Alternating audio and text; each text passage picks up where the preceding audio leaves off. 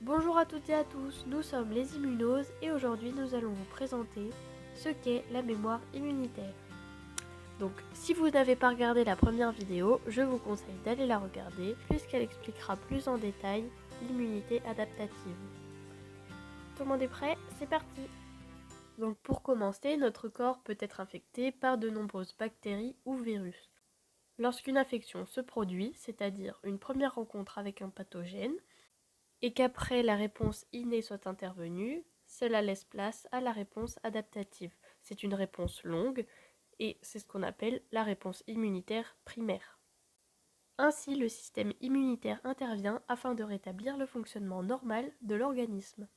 Des expériences ont montré qu'un même individu a une réponse immunitaire plus rapide et plus importante s'il est infecté par un agent pathogène qu'il a déjà rencontré. Ce phénomène est appelé mémoire immunitaire. Donc dans cette deuxième rencontre avec le même pathogène, la réponse est beaucoup plus rapide et beaucoup plus importante. C'est ce qu'on appelle également la réponse immunitaire secondaire. Mais comment cela fonctionne? Eh bien tout d'abord, lorsque les cellules T et B sont activées lors d'un premier contact avec l'antigène, une fraction de ces cellules devient un lymphocyte mémoire, spécifique à cet antigène. Ce premier contact avec l'antigène est appelé réponse immunitaire primaire.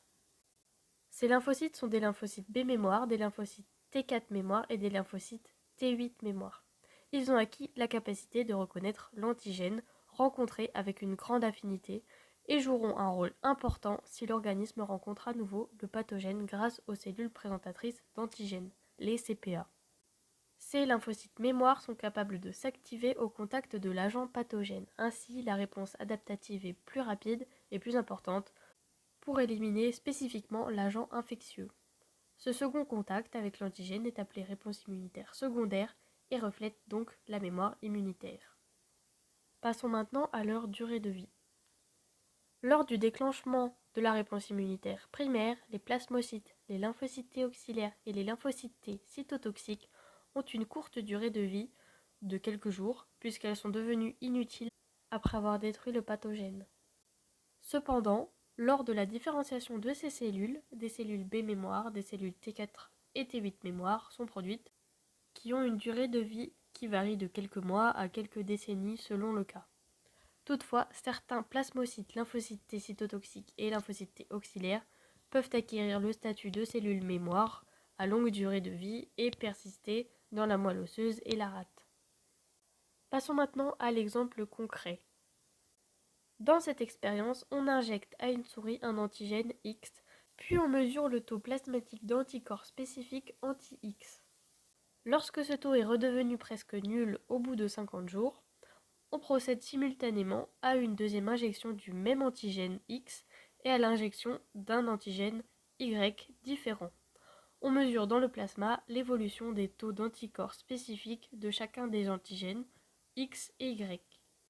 Donc, la réponse immunitaire qui vise à éliminer l'agent pathogène comprend la production d'anticorps spécifiques de l'antigène en question. Le taux plasmatique d'anticorps correspond à la concentration d'anticorps dans le plasma sanguin. Lors du premier contact avec un antigène, la production d'anticorps spécifiques peut prendre quelques jours à se développer car le système immunitaire doit d'abord reconnaître et identifier l'antigène. La production d'anticorps est initialement faible, mais elle augmente progressivement pour atteindre un pic plusieurs jours après le contact avec l'antigène.